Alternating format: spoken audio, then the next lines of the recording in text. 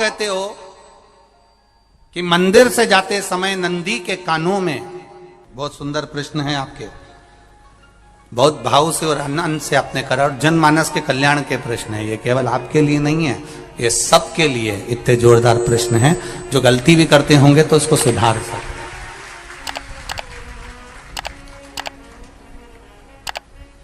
आपने कहा कि नंदी के कानों में कहना चाहिए, लोग हंसते हैं, कहते हैं बताओ वो नंदी के कानों में भगवान को कहना चाहिए।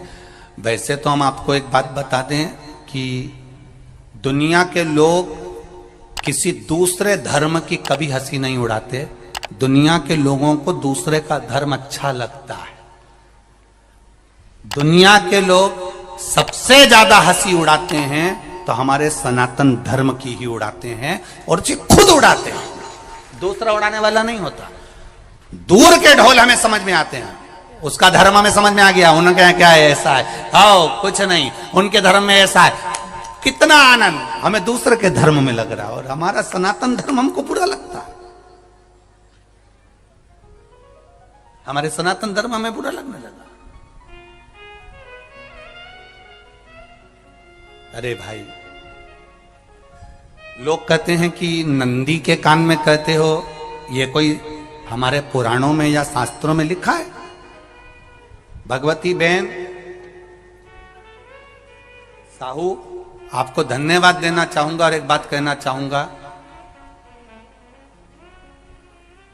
जितनी भी शिव महापुराण के अंतर्गत चाहे उपाय जो बताए जाते हैं कि बेलपत्री ऐसे चढ़ाना, काली मिर्च ऐसे चढ़ाना, चावल ऐसे चढ़ाना, धतूरा का क्या महत्व है, शमी के पत्ते का क्या महत्व है, बेलपत्री के पत्ते का क्या महत्व है, ये जितनी भी बातें बताई जाती हैं ये सब पुराण के अंतर्गत से बताई जाती है।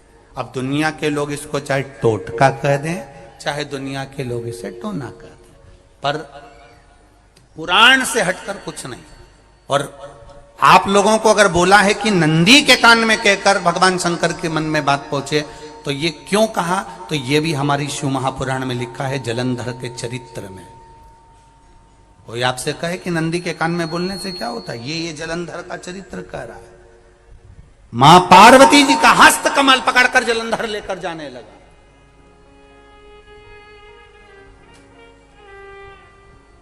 वृंदा का पति लेकर जा रहा। वृंदा तो भगवान की भक्ति में लीन रहती थी, उसको तो जलंधर को सबसे ज्यादा तकलीफ थी नारायण से, पर शिव के पास आ गया, क्योंकि ईर्षा प्रवृत्ति, अभी कथा में कहा, कोई कोई ऐसा होता है जिसको तुमसे बेर नहीं होता तो भी अंदर से ईर्षा जाग जाती है। कोई कोई ऐसा होगा जिसको अंदर से ईर्षा जागती है, अपने आप अंदर से ईर्षा जागती है, उसका कोई बेर नहीं, पर ईर्षा जाग रही, भीतर से ईर्षा जाग। ना आप उससे मिले हो, ना कभी वो आप उसके सामने बैठे हो। कई लोग किसी ना किसी की बुराई करते हैं तो हम लोग पूछ भी लेते हैं, क्यों साहब उनसे मिलकर आए हो क्या तुम? कभी नहीं मिल किया है, कभी उनका सामना हुआ नहीं हुआ, तो फिर बुराई क्यों कर रहा? एक ने कर दी थी इसलिए हमारे ध्यान में था तो हमने भी कर दी। लो, वो कुआं में डूब के मरेगा तो तू भी मरेगा का? नहीं। नंदी सामने बैठा है, गणेश जी को मालूम पड़ गया, कार्तिकेय को मालूम पड़ गया, मां पार्वती जी का हस्त कमल जलंधर ने पकड़ लिया और लेकर चला। मालूम पड़ गया, तब नहीं रहा गया। गणेश जी को क्रोध आ गया और गणेश जी महाराज आए, शिव जी को जगाने लगे, पिताजी पिताजी पिताजी कर कर जगाया, उठो पिताजी, पिताजी उठिए, पिताजी जागिए, पिता को जगा रहे हैं। भगवान शंकर नहीं उठे, तप में लीन थे। क्या करें हम? जलंधर के पास में इतना बल है, इतना बल है, और पिता की आज्ञा नहीं होगी तो हम कैसे मार देंगे इसको? मारने को तब मार दें। मां ने आज्ञा करी थी कि जलंधर उसको तारकासुर को मार दो, तो कार्तिकेय ने तारकासुर को मार दिया। शिव जी की आज्ञा नहीं तो हम इसको कैसे मारें? क्या करें? सब कुछ गणेश जी ने देख लिया, शंकर जी के ऊपर बहुत बहुत बहुत बहुत प्रार्थना कर कर देख ली, पर शंकर जी नहीं जागे। तब आखिरी में विनायक ने, गणेश ने, जितने लोग आस्था चैनल पर कथा सुन रहे हैं, जितने लोग फेसबुक यूट्यूब पर कथा सुन रहे हैं, इस बात को याद रखना कि नंदी के कान में कहने से क्या होता है वो ये इस कथा से सीख लेना। आखिरी में गणेश जी को लगा किसको कहूं, शंकर जी भी तप में हैं, नंदी भी तप में है, मैं किसको कहूं? शिव जी को कह के कर थक गया, पिताजी को बोल बोल कर थक गया, पिताजी जागते नहीं। अब मैं किसको कहूं ये बात, किससे कहूं?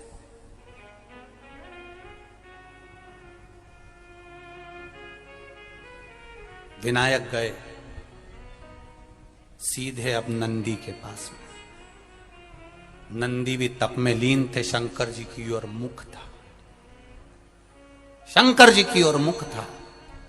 गए और जाकर तुरंत विनायक ने नंदी के कानों में जाकर कहा, नंदीश्वर, मैया का हाथ पकड़कर जलंधर लेकर जा रहा है, पिताजी तप में लीन है, कृपा करिए ना। बस केवल नंदी के कान में कहा, गणेश जी दूर हट गए। नंदी के कान में कहा, शंकर जी के नेत्र खुल गए, शिव जी के नेत्र खुले। ध्यान देना जरा, इस शिव महापुराण की, आशुतोष शिव महापुराण की कथा, जो कथा यहां कही जा रही है, यह कथा पहले के चरित्रों में सुनने को नहीं मिली होगी। जरा ध्यान देना इस संवाद पर, जितने लोग आस्था चैनल पर, जितने फेसबुक यूट्यूब पर सुन रहे हैं।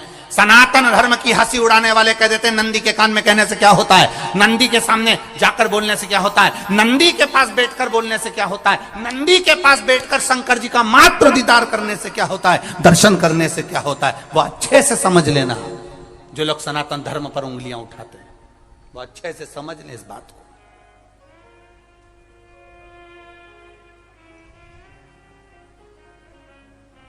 क्या होता है, नंदी तप में लीन, शिवजी तप में लीन, शिव नहीं उठ रहे। विनायक ने नंदी के कानों में जाकर कह दिया, नंदी के कान में जाकर कहा, नंदी के नेत्र नहीं खुले। नेत्र किसके खुले? जम के बोलो, महादेव के खुले, शिव जी के खुले। ये मन का तार। नंदी शंकर की आराधना कर रहे थे, शिव अपनी भक्ति में डूबे थे। यहां कहा, यहां पहुंचा, जो दिल में था उस तक बात पहुंच गई। नंदी के दिल में शिव थे, तुम कहे, नंदी ने शंकर तक बात पहुंचा दी। वो सूत्र जो बंधा था दिल से दिल तक का, वो पहुंच गया। वो सूत्र जो दिल से दिल तक बंधा हुआ था, मन से बंधा हुआ था, खबर वहां तक पहुंच गई, खबर पहुंच गई। उसको जानो, लुटाइए, ये मौका मिला है आनंद का, दिल से प्रेम लुटाओ। नंदी से कहा, नंदी ने देवादिदेव महादेव से नहीं कहा। केवल नंदी आंख बंद कर कर बैठे थे, कहते से ही भगवान गणेश के शब्द शिव जी तक पहुंच गए। शिव जी के नेत्र खुल गए और उन्होंने जलंधर के पास पहुंचकर पार्वती जी का हस्त कमल छुड़वाया। जरा विचार करिएगा, आप नंदी से कहते हो मेरे महादेव तक बात पहुंच जाती है। आपको केवल नंदी से प्रेम से कहना है, नंदीश्वर मेरे बाबा, ए मेरे बाबा, आप रोज शिव जी को लेकर भ्रमण पर निकलते हो, मुझे बहुत दुख है, आप मेरे दुख को मिटाने के लिए मेरे दरवाजे पर क्यों नहीं आते। नंदीश्वर से कहा, शिव जी तक बात पहुंच जाएगी, शंकर के नेत्र आपके लिए खुल जाएंगे और महादेव आपके यहां खड़ा मिलेगा, मेरा महादेव आपके पास में खड़ा मिलेगा। आशुतोष महापुराण की कथा कहती है, लोग कहते हैं नंदी को कहने से क्या होता है, ये शिव तत्व की कथा आशुतोष शिव महापुराण कह रही है। कहा वहां तक पहुंचा, दिल से दिल का कंठ। जो भगवान नंदी के कानों में कुछ कहकर आते हैं, बोले हो कभी? सीधे बोल देते हो क्या जाकर? नंदी के कानों में कहने का भी एक तरीका है, आप लोगों को मालूम होगा वो तरीका, नहीं मालूम? बेलपत्री की जो डंडी रहती है ना, बीच का जो भाग है, ध्यान दिए ना जरा सा, ये बीच की जो डंडी है, फिर से देखिए, बेलपत्री के 2 पत्ते और उसके पास में जो बीच की जो डंडी का भाग है, दिख रहा है आप लोगों को? ये 2 डंडी, ये बीच की 2 पत्ती और उसके बीच में जो 2 डंडी का भाग होता है। जब हम देवादिदेव महादेव से कोई बात कहने वाले होते हैं ना कि बाबा बहुत दुखी हूं, बाबा बहुत तकलीफ चल रही है, बाबा मैंने एक कंपटीशन एग्जाम में परीक्षा दी है, बाबा मेरे जीवन में ये तकलीफ हो रही है, बाबा, तब इस बेलपत्री की जो ये डंडी होती है, इस उंगली से, इस अंगुष्ठ से इस डंडी को पकड़ा जाता है और बाबा के कर्ण में कहने से पहले ये हाथ को नंदी के ऊपर रखकर फिर हम बाबा के नंदी के कानों में कहते हैं और चलते समय इस बेलपत्र को अशोक सुंदरी की जगह पर चढ़ाकर वापिस सजाते हैं। देव अधिदेव महादेव को पार्वती की बात मानना ही पड़ती है और वो कहना ही। ये बेलपत्र की महत्व है। ये जितना फल एक बेलपत्र की पत्ती में, उतना की उतना फल। हम आपसे फिर कहेंगे, कभी मौका मिल जाए जिंदगी में, कभी तुम्हारे जीवन में अगर मौका मिले और कहीं बेलपत्री का वृक्ष मिल जाए जिसकी छांव तुम्हारे ऊपर पड़ रही हो, तुम्हारे ऊपर अगर बेलपत्री की छांव पड़ रही हो, उसके नीचे बैठकर कभी मौका मिले, एक बेलपत्री का पत्ता मात्र रखकर आप शिव जी का नाम लेकर जल भी अगर समर्पित कर रहे हो ना, तो वो 12 ज्योतिर्लिंग को जल चढ़ाने के बराबर फल प्रदान कर। एक बेलपत्री का पत्ता, एक बेलपत्री का वृक्ष, एक बेलपत्री के वृक्ष की छांव हमारे जीवन को कृतार्थ कर देती है, धन्य कर देती है, कृतार्थ। कभी भी शंकर के मंदिर में जाओ, शिव जी का पूजन कर जब वापिस आओ, तो शंकर भगवान के मंदिर में जो बाहर नंदी बैठता है, उसके कानों में ओम नमः शिवाय बोलकर अपने मन की कामना उसके कानों में बोलकर आप आ जाइए, आपकी कामना 3 महीने में पूरी हो जाती है। नंदी के ईश्वर भगवान का स्मरण करिए। अगर 7 बेलपत्र आप शंकर को समर्पित करते हो तो 1 बेलपत्र नंदी भगवान पर भी जबरदस्त अवश्य समर्पित करो। नंदीश्वर भगवान शिव को समर्पित, 1 बेलपत्र नंदी के ईश्वर की ओर चढ़े।